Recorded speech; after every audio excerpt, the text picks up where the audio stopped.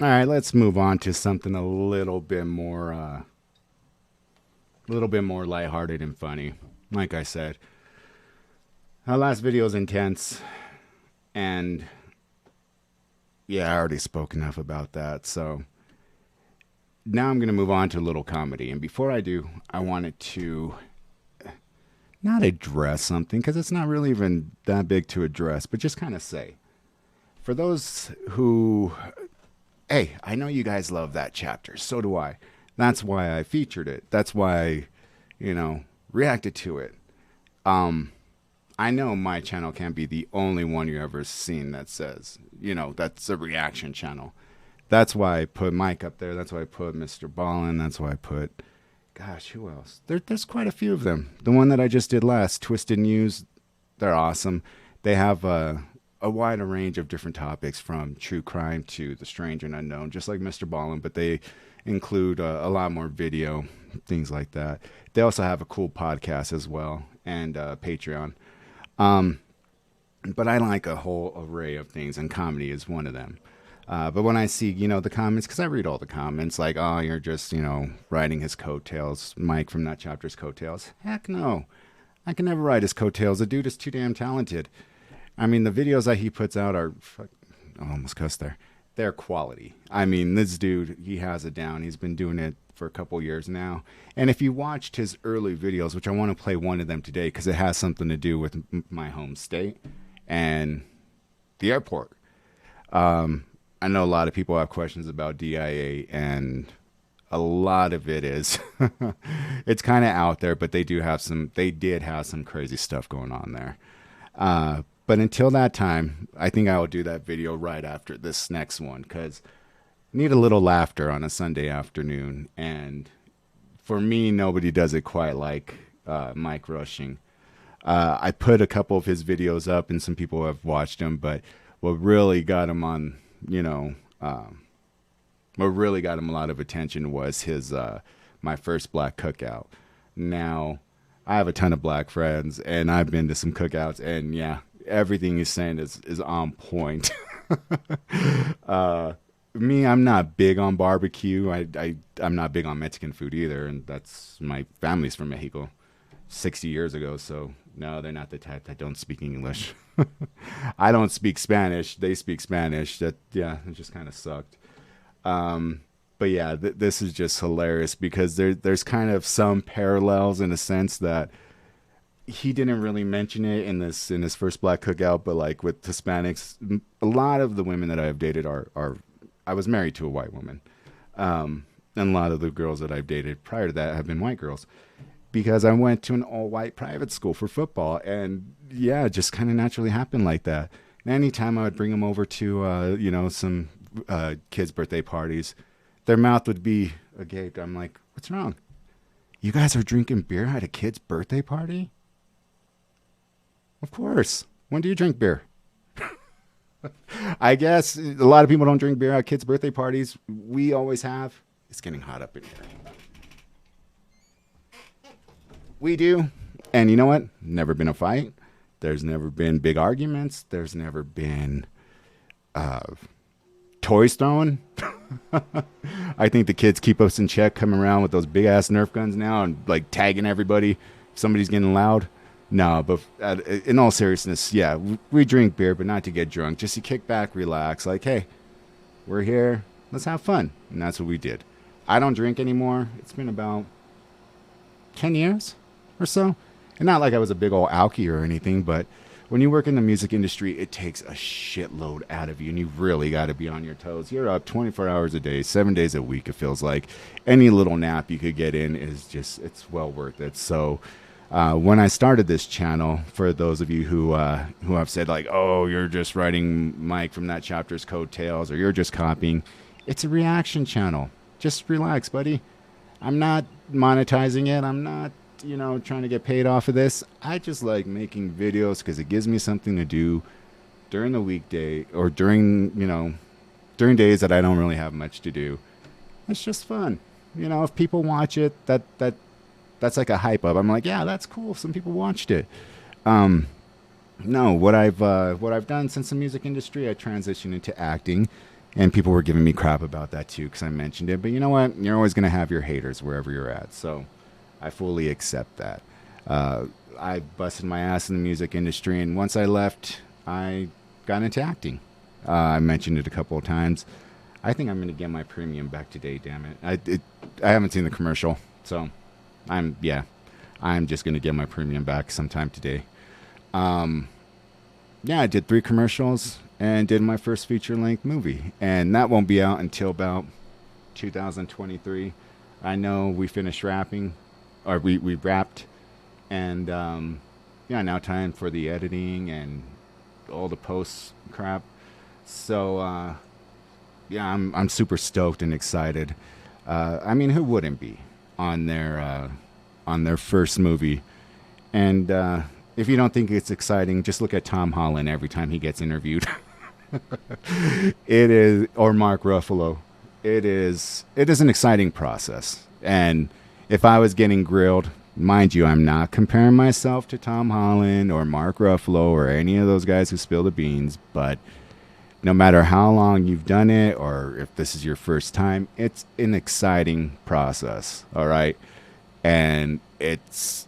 If somebody was grilling me about this or that, I can guarantee you I would slip. So when people ask me questions, I'm like, yeah, no, yeah. The only thing I can say was I was sweating a lot on that day, even after they applied the makeup. I'm like, oh, my God. Not that I was nervous. I was hot for what I had to wear. But, yeah, I'm like, come on, stop sweating. Like, if I can control it somehow. Anyways. Enough about me. What I want to get into right now is a dude who just makes me laugh every time I listen to him. I could watch this 100 times and he gets me to laugh. This is Zach Rushing. I have his other videos up about how he handled the problem the man's way, and it's not sexist. It's just showing how a woman's point of view of handling a problem as opposed to a man's way. He has some other videos like that, and he is not sexist, he's not rude, he's not racist, he's very, has that southern charm, but also has that southern drawl when he speaks, so I know you guys, will like him. He has a few views from the videos that I put up, but yeah, this dude is he's hilarious. So, without further ado, let's do the video that really got him up there, and that would be my first black cookout, and as you could see, I'm not the only reaction channel. All these are reactions from him. And all you could see is everybody just laughing their ass off with him because he is freaking hilarious. He is a comedian. So, 3.4 million views 3 years ago. Let's see. Your worth to the firm is your biggest account. Does anyone have a relationship with Jesse? There we go. But I ain't gonna piss nobody off. You gotta understand, at this point, I am in survival mode. All right, I'm gonna start this one off by saying I got a lot of black friends, okay? Most of them I got through playing football. They were my teammates. We've been to war together on the football field, love them to death. Now, with that being said, ever since I have had said friends, they have told me that I have a bad habit of putting them in white people positions. I do not fully understand what they mean, but they gave me the reference of like passing a cop on a 2-lane road because he's going underneath the speed limit. Apparently they ain't supposed to do that. It makes them nervous. Anyway, about a week ago, get a call from a buddy of mine. Play football together. Says, hey buddy, I want you to come to Cookout. Hell, you ain't got to hit me in the face with a wet mop. I like cookouts. So I show up to the cookout. Alright. As I step out of my pick-em-up truck, I realize the only 3 white things at this cookout is the salt shaker, the napkins, and me. Alright, as I'm walking up, I am being greeted by his grandma and grandpa, and his great-grandma and grandpa, and his 47 cousins. Alright, which there's no way for me to remember all these people's names. Anyway, there's a long table where the food, everybody's eating at, okay? They bring me over and set me down at the head of the table. I'm already really uncomfortable at this point, because I don't know what's about to happen. Well, they say the blessing, and I get up to go fix my food. Well, I was not aware that at a black cookout, you do not fix your own plate. They fix your plate for you. Now, they bring me a whopping Dixie plate that some bitch is rounded off like this with barbecue. okay? And I'm gonna eat it. Don't get me wrong, I don't waste food, I'm gonna eat it. So as I'm sitting there munching away, you know, just kind of getting my bearings about where I'm at, these two ladies walk up to me, two of his aunties, with two different potato salads. All right. They say, we want to get your opinion on which one of these is better. Now, apparently just because I'm white, I'm supposed to know the different calibers of mayonnaise. Well, I ain't finna piss nobody off at this cookout, okay? So I ate both of them, and I told them that they were just so damn good, both of them, I couldn't pick one. Now, at this current time, I am almost in a food coma because I've ate so much because I didn't want to disrespect nobody's cooking there. And then his great-grandma, Mama T, that's what they call her. Matriarch. She comes up to me with what looks like a 5-pound piece of cherry pie. Now, let me paint a picture for you. I've got the meat sweats, all right? Got barbecue sauce on my shirt.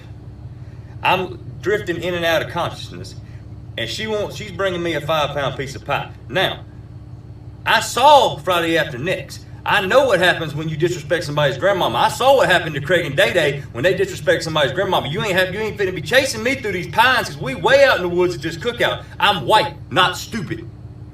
So as I eat this pie, which I'm eating this pie because I ain't finna piss off nobody, especially the head woman there, because she ranked up top. That's great grandma. So you don't mess with her.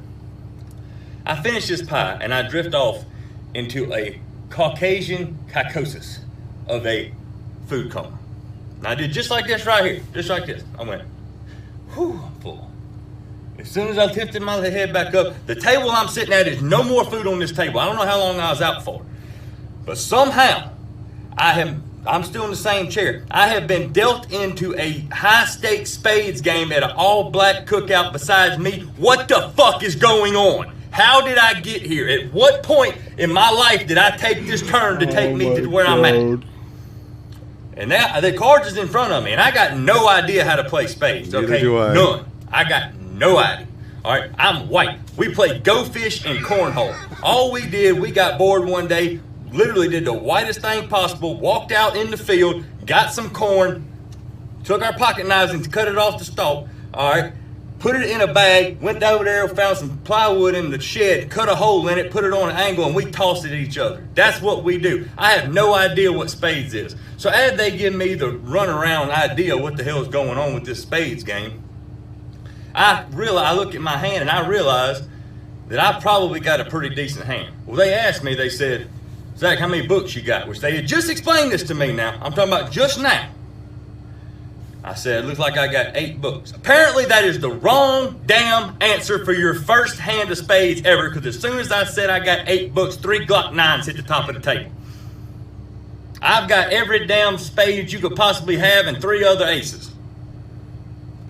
Well, as I survived that round, I go to get up, and one of his cousins come over and tapped me on the shoulder and said, hey, buddy, you want to go throw bones?